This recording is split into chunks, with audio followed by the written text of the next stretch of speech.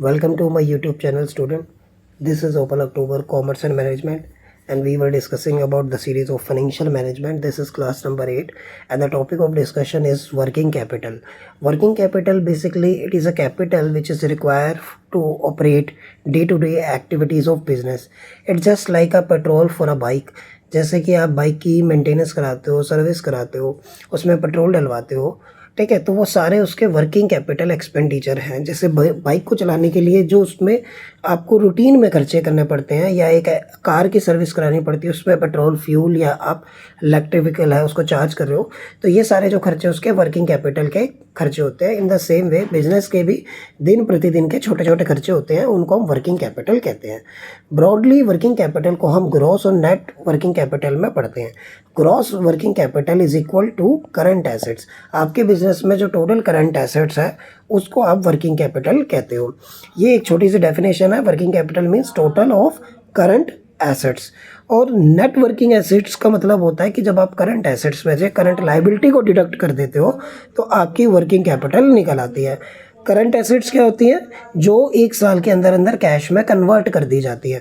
Current liability क्या होती है? जो एक साल के अंदर अंदर पे ऑफ कर दी जाती है, यानी ये बिजनेस की लायबिलिटीज़ है जो एक साल के अंदर हमें पे करनी है। In the same way working capital को हम परमानेंट वर्किंग कैपिटल और टेम्परेरी वर्किंग कैपिटल में भी डिफाइन कर सकते हैं।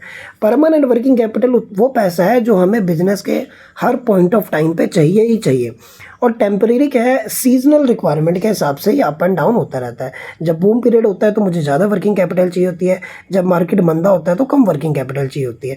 जैसे कि दिवाली पर या फेस्टिवल सीजन पे आपको ज़्यादा प्रोडक्ट अपनी जो है शॉप पे रखना पड़ता है, ताकि आपको पता है नंबर ऑफ कस्टमर भी ज़्यादा होने वाले उस समय, तो वहाँ पर आपको ज़्यादा पैसे इन्वेस्ट करके रखने पड़ते हैं, तो टेम्परेली वहाँ पे ज़्यादा पैसा लगता है। लेकिन जैसे कि इंडिया में होता है, श्राद्ध होते हैं, तो उस समय लोग ज़्यादा शॉपिंग नहीं करते, तो उस समय आप कम कैपिटल भी बिजनेस में रखोगे वर्किंग कैपिटल, तब भी काम आपका चल जाएगा। तो टेम्परेरी क्या है कि जब बढ़ती घटती रहती है, और परमानेंट क्या है कितना पैसा तो बिजनेस के हर पर्टिकुलर पॉइंट ऑफ टाइम पर हमें चाहिए ही चाहिए। अब हमें वर्किंग कैपिटल क्यों चाहिए होती है? कारण इसका ये है कि आपको रॉ मटेरियल खरीदना है। रॉ मटेरियल आप खरीदोगे, पैसा लगाओगे, रॉ मटेरियल खरीदोगे। रॉ मटेरियल मान लीजिए आज आपके जेब में जो है 10,000 रुपये हैं, तो 10,000 रुपये से आपने रॉ मटेरियल खरीद लिया। फिर रॉ मटेरियल कुछ समय आपको लगेगा रॉ मटेरियल खरीदने में, लेट से 1 डे। फिर रॉ मटेरियल से वर्क इन प्रोग्रेस आने में 2 डेज़ लग जाएंगे। फिर वर्क इन प्रोग्रेस से वो कंप्लीट हो जाएगा और आपको जो है 5 दिन और लग जाएंगे। अब प्रोडक्ट बनके जो है लगभग 8 दिन में प्रोडक्ट बनके तैयार हो गया। अब जो ये प्रोडक्ट ज़रूरी नहीं है कि साइमल्टेनियसली एकदम से बिक जाए, इसको बिकने में मान लीजिए 8 डेज़ और लग गए, 8 डेज़ लग गए, और जिस व्यक्ति ने ख़रीदा उसने कहा कि भाई मैं तो पैसे थोड़े समय बाद दूंगा, अभी मैं नहीं दे सकता, मैं तो पैसे 3 महीने बाद दूंगा, जिसको हम बिल ऑफ एक्सचेंज कहते हैं, कि बंदा जो है एक बिल्स लिख के देता है कि मैं 3 महीने बाद आपकी पेमेंट दे दूंगा। तो ये उधार में आपने सामान क्रेडिट भेज दिया और उसके 3 महीने बाद जाके आपके पास पैसा आया। तो देखिए कितना सारा जो है समय लग गया दोबारा कैश में तब्दील होने में, ठीक है। तो इस चीज़ को हम बोलते हैं ऑपरेटिंग साइकिल। अब इस बीच में आपको फंडिंग चाहिए होगी, और जो फंडिंग चाहिए उसको आप बोलते हो ऑपरेटिंग साइकिल।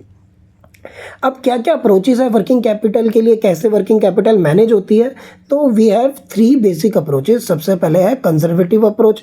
कंजर्वेटिव अप्रोच क्या कहती है कि जितनी भी आपकी फाइनेंशियल नीड्स हैं, whether it is short term और लॉन्ग टर्म, जितनी भी आपकी फाइनेंशियल नीड है, अभी तो हम शॉर्ट टर्म नीड्स की बात कर रहे हैं क्योंकि वर्किंग कैपिटल शॉर्ट टर्म से रिलेट करती है, तो जितनी भी आपकी फाइनेंशियल नीड है फर्म की, वो सारी आप long term source of fund से एक्वायर कर रहे हो।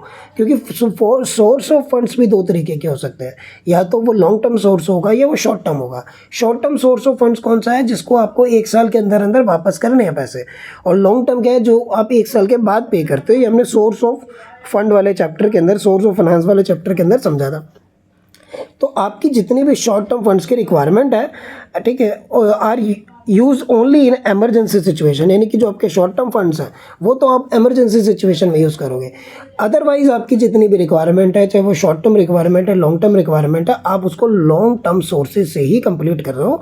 ये कंजर्वेटिव अप्रोच है, ठीक है। तो इससे होगा क्या? इससे आपका रिस्क बहुत कम हो जाएगा, क्योंकि लॉन्ग टर्म सोर्सेज की पेमेंट भी आपको लंबे समय में करनी है, बट इससे आपकी प्रॉफिटेबिलिटी भी कम हो जाएगी, और आपके पास हो सकता है कुछ पैसा जो शॉर्ट टर्म के लिए रखा था वो आइडियली पड़ा रहे, वो आपको कुछ अर्न करके ना दे, क्योंकि आपने वो पैसा इसलिए रखा था कि इमरजेंसी आएगी, और इमरजेंसी कोई आई नहीं, तो पैसा पड़े पड़े तो डबल होने से रहा, तो इसलिए वो पैसा आइडल पड़ा रहेगा। तो low risk low profitability, it's a simple rule of financial accounting. जितना ज़्यादा रिस्क होगा उतनी ज़्यादा रिटर्न ज़्यादा होगी, और जितना ज़्यादा रिस्क कम होगा उतनी रिटर्न भी कम हो जाएगी। अब इसी के ऑपोजिट होती है अग्रेसिव अप्रोच। अग्रेसिव अप्रोच क्या कहती है? Firm keeps low level of current assets, ठीक है, and rely more on short term fundings. अब यहाँ पर जो ज़्यादा आप फंडिंग कर रहे हो वो आप शॉर्ट टर्म से कर रहे हो। जैसे आप पहले वहाँ पे जितनी भी अपनी रिक्वायरमेंट है वो लॉन्ग टर्म फंडिंग से कर रहे थे, चाहे वो शॉर्ट टर्म हो चाहे लॉन्ग टर्म हो। लेकिन एग्रेसिव अप्रोच क्या कहती है, चाहे आपके लॉन्ग टर्म प्लान्स हो चाहे आपके शॉर्ट टर्म प्लान्स हो, उसके लिए आप शॉर्ट टर्म फंडिंग के ऊपर डिपेंड कर जाते हो।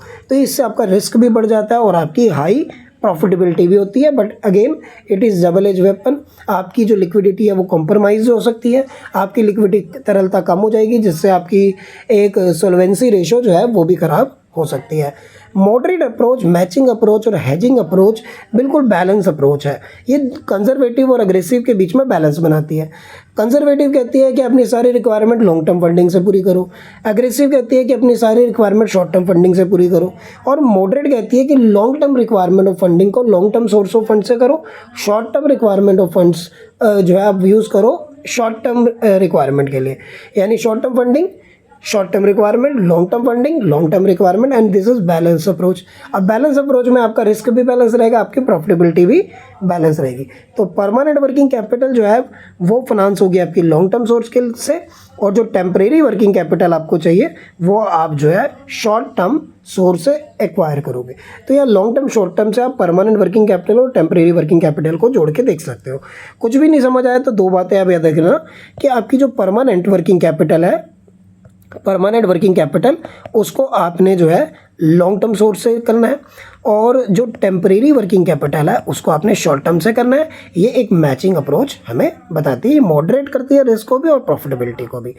अब बात करते हैं कि क्या क्या तरीका है वर्किंग कैपिटल को कैलकुलेट करने का। How will you drive the amount of working capital, how will you know how much amount is required, जैसे कि हमने देख लिया।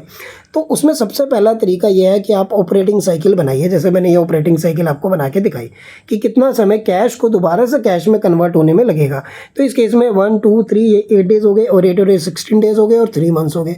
तो यानी 90 डेज़ प्लस 16 डेज़, ये हमारे 106 यानी 106 दिन लगते हैं मुझे कैश को दोबारा से कैश में बदलने में। तो इस तरीके से आप वर्किंग कैपिटल की रिक्वायरमेंट को डिसाइड कर सकते हो।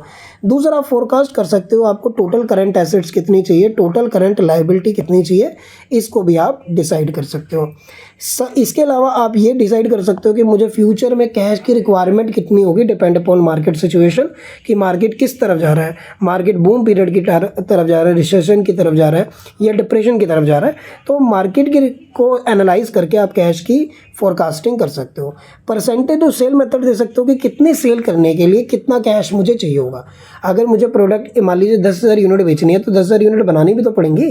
तो जो 10,000 यूनिट बनाने का खर्चा है और बनने से लेकर बिकने तक के बीच का टाइम पीरियड है, तो उसके लिए परसेंटेज टू सेल मेथड का यूज़ किया जा सकता है। दूसरा है प्रोजेक्टेड बैलेंस शीट मेथड।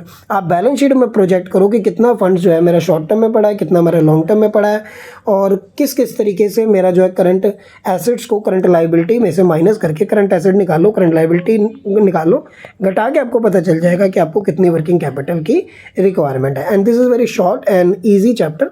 इससे बाहर इस चैप्टर में कुछ है नहीं, और जो आपकी कॉम्पिटिटिव एग्जाम है प्रैक्टिकल क्वेश्चन इस चैप्टर से बनता नहीं। ज़्यादा जो इंपॉर्टेंट इस यूनिट के अंदर था that is approaches of working capital.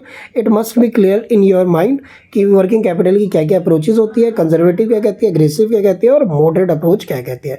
This is all about this chapter. Thank you for watching. See you soon in the next video.